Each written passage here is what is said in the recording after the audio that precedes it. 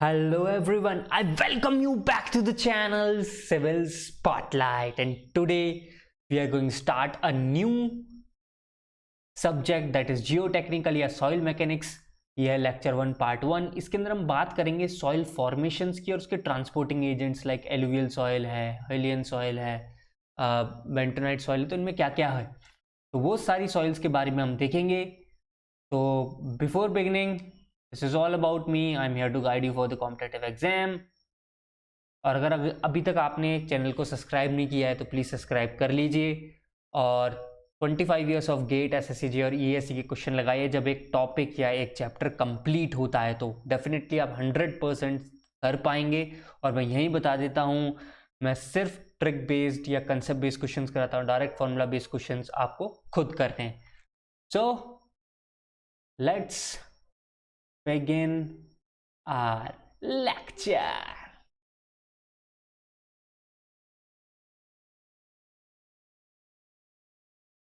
सबसे पहले ये बात करते हैं कि सॉइल का मतलब क्या है और इंजीनियरिंग टर्म्स में हम इसे कैसे देखने वाले हैं. तो मैंने बिल्कुल उतना ही लिखा है जितनी हमें इंजीनियरिंग में नॉलेज के लिए चाहिए. सॉइल का मतलब है सॉलिड्स प्लस मॉइस्चर कंटेंट उसमें फंसा हुआ और साथ में वॉइड्स जो एयर से भरे हुए हैं. ये भी हो सकता है कि सॉलिड्स प्लस सिंपल वाटर हो, यानी कि पूरा की पूरा जो वॉइड्स है उसके अंदर वाटर भर जाए. तो वो कैसी हो गई? वेट सॉइल हो गई. ये एक सिंपल सॉइल की बात हो रही है. ये भी हो सकता है कि सॉलिड प्लस एयर ही हो, तो वो कैसी हो गई? ड्राई सॉइल हो गई. तो सॉइल का मतलब आप समझ सकते हैं कि वॉइड्स हैं, वॉइड्स के अंदर एयर मॉइस्चर भी हो सकता है या सिर्फ मॉइस्चर या एयर भी हो सकता है. तो ऐसे कॉम्बिनेशन को हम सॉइल बोल रहे हैं और इंजीनियरिंग में हम इसे बार बार देखते रहेंगे. तो कुछ भी स्टार्ट करने से पहले हमें कुछ इंपॉर्टेंट डेफिनेशंस हैं और बहुत सारे क्वेश्चंस के अकॉर्डिंग इकट्ठा की हुई इन्फॉर्मेशंस हैं, तो वो मैं यहाँ शेयर कर रहा हूँ. तो सॉइल के फॉर्मेशन के बारे में अच्छा खासा आइडिया आपको होना चाहिए. बट ऑब्वियसली मैं तो यहाँ पे आपको बोल चुका हूँ, मैं फालतू की थ्योरी से दूर लेके थोड़ा आपको ईजी वे में पढ़ाना चाहता हूँ, तो मैंने वो काम किया है. बस एक बेसिक 2-4 डेफिनेशन है वो पता होनी चाहिए, जैसे कि pedogenesis. Pedogenesis is the process of formation of soil. At least ये पता हो भाई, कहा जाए process of formation of soil तो उसका टेक्निकल नेम क्या है? पैडोजेनेसिस. अच्छा, अब दूसरा क्वेश्चन आता है. अच्छा सर ठीक है, यहाँ लिख रहे हो बार बार फॉर्मेशन ऑफ सॉइल, सॉइल बनती कैसे है? सिंपल वर्ड्स में एक लाइन का आंसर है बाय वेदरिंग ऑफ रॉक्स, यानी कि रॉक्स के टूटने से सॉइल बनती है. अब आपके दिमाग में आ रहा होगा, अच्छा भाई पीयूष तूने ये भी बता दिया, तो कैसे रॉक्स डिसइंटीग्रेट होती हैं और क्या क्या बनता है वो देख लेते हैं. तो दो तरह की वेदरिंग कंडीशंस हो सकती हैं. एक है फिजिकल वेदरिंग, दूसरी है केमिकल वेदरिंग. फिजिकल से आपको पता चल रहा है कि नेचुरल के फोर्सेस जो हैं, जैसे कि नेचर के फोर्स, रनिंग वाटर हो गया, विंड का इफेक्ट हो गया, क्लाइमेटिक चेंजेस हो गए, वेदर के अंदर चेंजेस हो गए, उस वजह से रॉक्स टूटती रहती हैं, बनती रहती हैं छोटे छोटे पीसेस के अंदर. तो उसकी वजह से बनने वाले को कह रहे हैं फिजिकल वेदरिंग. अब इसकी वजह से सर छोटे छोटे पार्टिकल बनेंगे, लार्ज लार्ज पार्टिकल हैं, तो वो भी मैंने लिखा है कि भाई यहाँ से लार्ज पार्टिकल बनेंगे. अब तुम्हें याद होगा, अगर लार्ज पार्टिकल है तो लार्ज वाली चीज़ क्या होती है? Sand and gravel. वैसे नहीं पता है तो मैं बता देता हूँ, आगे चल के आप देखोगे कि बड़े जो पार्टिकल साइज होते हैं उन्हें ग्रेवल सैंड कहा जा रहा है. Okay, so large particle form हो रहे हैं, वो किसको बनाने में हेल्प करेंगे? सैंड और ग्रेवल्स को. ऑब्वियसली क्योंकि नेचुरल फोर्सेस की वजह से बचे हैं, तो इनका जो केमिकल कंपोजिशन है पेरेंट रॉक का, वो कोई चेंज नहीं होता है. तो पेरेंट रॉक का जो कॉम्बिनेशन था केमिकल का, वही की वही सेम कंटिन्यू हो गया छोटे छोटे पीसेस में, तो बन गए क्या? सैंड और ग्रेवल. बात करते हैं केमिकल वेदरिंग की. अब केमिकल वेदरिंग में ऑक्सीडेशन है, हाइड्रेशन है, कार्बोनेशन है, ऑर्गेनिक एसिड्स जो नेचर में बनती रहती हैं, यूज और होती रहती है. मतलब ये सारा के सारा नेचर का ही प्रोसेस है. बट ये केमिकल पॉइंट ऑफ व्यू से हम देख रहे हैं, तो इसकी वजह से क्या हुआ? केमिकल वेदरिंग होगी. अभी अभी मैंने आपको बताया नेचुरल फोर्सेस से टूट रहे हैं लार्ज पीस, तो इसका मतलब केमिकल वेदरिंग से क्या हो रहे होंगे? फाइन पीसेस टूट रहे होंगे. और अगर फाइन पीसेस की बात करें, फाइन पार्टिकल्स की बात करें, तो कहीं ना कहीं इंडिकेशन किसकी तरफ चला जाएगा? सिल्ट और क्ले की तरफ. ऐसे आप लोग याद करा करो चीज़ों को, है ना. और ऑब्वियसली अभी जैसे हमने देखा फिजिकल वेदरिंग में सिर्फ टूट गया पीसेस के अंदर, कोई केमिकल चेंज तो होने नहीं है कंपोजिशन के अंदर. बट यहाँ पे कंपोजिशन जो है चेंज हो जाएगा. क्यों? क्योंकि यहाँ केमिकल एक्शन से हो रहा है. ऑक्सीडेशन हो सकता है, हाइड्रेशन हो सकता है, कार्बोनेशन हो सकता है. तो इसकी वजह से छोटे मोटे केमिकल चेंजेस हुए हैं रॉक के अंदर, और रॉक अपने पेरेंट रॉक जैसी नहीं रही है. तो ये हो गई दो टाइप्स की वेदरिंग जो आपको बिल्कुल पता होनी चाहिए, क्वेश्चन में मार्क करने काम आएगी। अब आते हैं उस बड़े पोर्शन को जिसको मैंने आपके स्पेशली यहाँ बनाया है कि मैंने सोचा ऐसे लिखूं फालतू में जैसे सब जगह लोग लिखते हैं, उसके बजाय मैं एक ऐसा डायग्राम बनाता हूँ आप लोगों के लिए, और उस डायग्राम को छोटा करके भी यहाँ मैंने एक बनाया है, उसको जोड़ जाड़ के पिक के फॉर्म में आपको, ताकि यहाँ सब एक बार में जब आप लिखो अपने नोट्स बनाओ तो आप इसीलिए डायरेक्ट देख सको। तो पहले अपन समझते हैं, फिर मैं उस पिक पे जाकर रोक दूंगा, पॉज करके बना सकते हो। सबसे पहले बात करते हैं अर्थ के अंदर है मैग्मा। मैग्मा जब ऊपर सरफेस के थ्रू निकलता है किसी ओपनिंग के थ्रू तो उसे कहते हैं लावा। ओके, अब लावा जब इरप्ट आउट होता है तो उसके साथ कुछ पोर्शन ऑफ सॉइल निकलता है जिसे बेंटोनाइट सॉइल कहते हैं, वो नीचे हम देखेंगे। तो कुछ पोर्शन ऑफ सॉइल निकल के आ गई तो डायरेक्ट हमको सॉइल मिल गई। कुछ पोर्शन जो लावा का ऊपर गया फिर वो सॉलिडिफाई हुआ या ये कहूँ जमने लगा तो क्या बन गया, इग्नियस रॉक बन गई।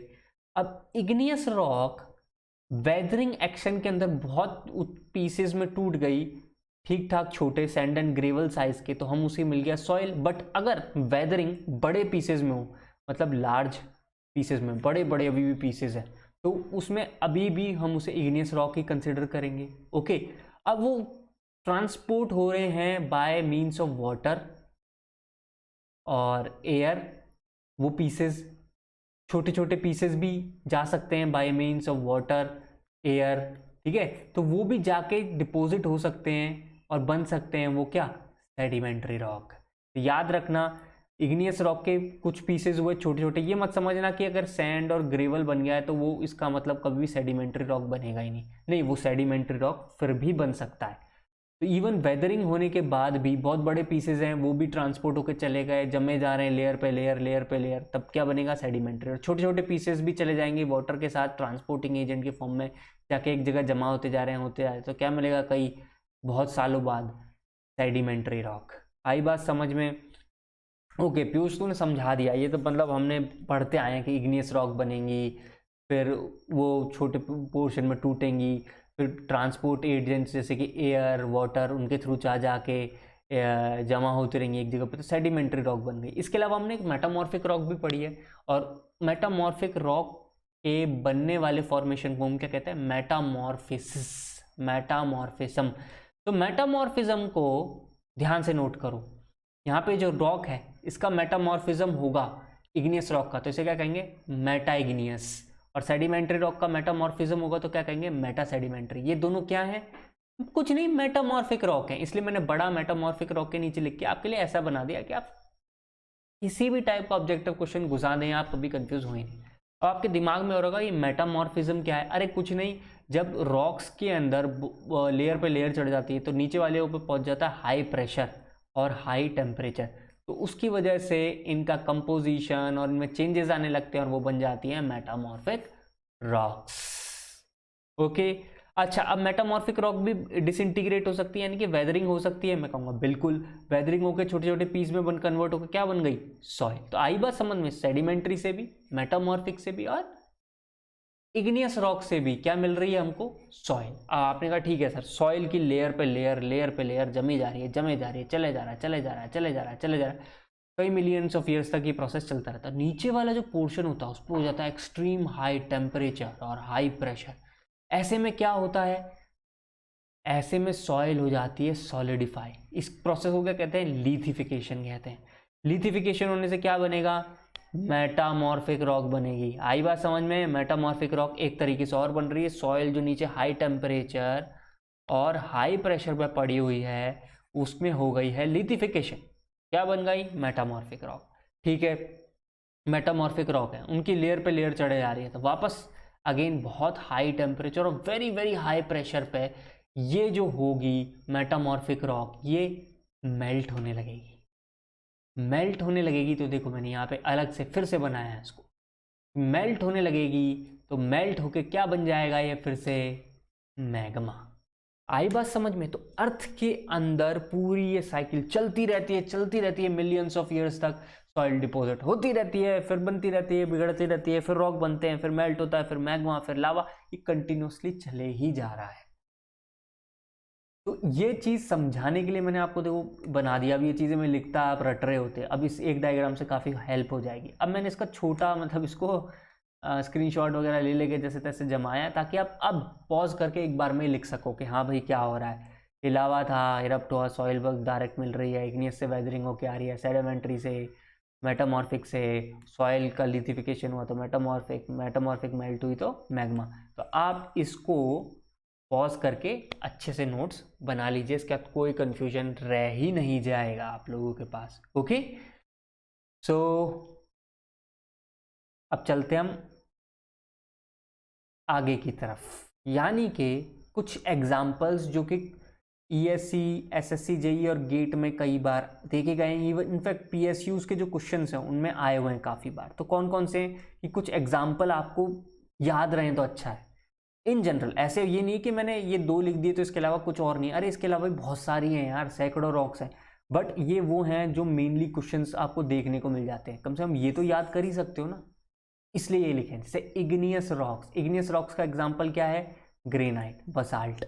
ओके, अब देखो मैं आपको साफ बोलता हूँ कि इग्नियस रॉक का आपको कई बार क्वेश्चन जब आप 25 ईयर्स ऑफ करेंगे ना, उसमें आपको ग्रेनाइट वाले क्वेश्चन बड़े मिलेंगे। तो इग्नियस रॉक्स का है ग्रेनाइट। तो मैं इसको कैसे याद करता था, जो आज भी मुझे याद है, मेरे को ये याद नहीं ग्रेनाइट कहाँ है, बस ये याद है इग्नियस रॉक में जी आता है, और ये जो जी है इसका मतलब हो गया ग्रेनाइट, और ग्रेनाइट है तो ग्रेनाइट का भाई आप सबको पता है बसाल्ट होता है, तो बसाल्ट ग्रेनाइट हो गया। सेडिमेंट्री, सेडिमेंट्री का ऐसे तो सैंडस्टोन होगा, ठीक है, सैंडस्टोन मिल गया तो सैंडस्टोन है, साथ में शेल है, दोनों SS का हो गया। और जहाँ पे ये दोनों मिल रहे हैं सैंडस्टोन, वहाँ लाइमस्टोन तो पक्का है ही। लाइमस्टोन और चौक ये सब भाई बंधु हैं आपस में, कज़न ब्रदर्स कह सकते हो आप, एक दूसरे के दूर के कज़न ब्रदर्स हैं ये। तो सेडिमेंट्री रॉक्स में आपको सैंडस्टोन मिल रहा है, शेल मिल रहा है, तो आइडिया लगा सकते हो लाइमस्टोन और चौक भी मिल ही जाएगा। उसी तरीके से मेटामॉर्फिक रॉक का M है तो इसमें पक्का मार्बल मिलेगा, और शेल जब बाद में बहुत कन्वर्ट हो जाता है और क्या बन जाता है, वो स्लेट बन जाता है। तो इस तरीके से आप याद कर सकते हैं, एटलीस्ट ये चीज़ें आप हमेशा याद रखें तो अच्छा रहेगा। अब मैंने आपको कहा था कि भाई अब हम बात करेंगे इस पर्टिकुलर के अंदर ट्रांसपोर्टिंग एजेंट्स की, तो उससे पहले हमें पता होना चाहिए कि भाई ट्रांसपोर्टेड सॉइल क्या है और रेसिडुअल सॉइल क्या है। रेसिडुअल सॉइल का मतलब है जो वहीं रह गई है अपनी लोकेशन पे, वो तो कहलाए रेसिडुअल सॉइल, और जो ट्रांसपोर्ट हो गई बाय वेरियस ट्रांसपोर्टिंग एजेंट वो कहलाए ट्रांसपोर्टेड सॉइल।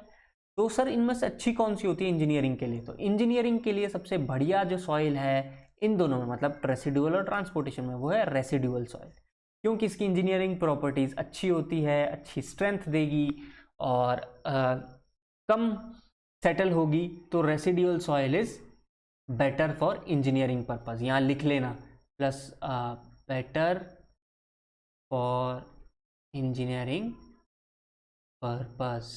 ओके, लिख ज़रूर लेना।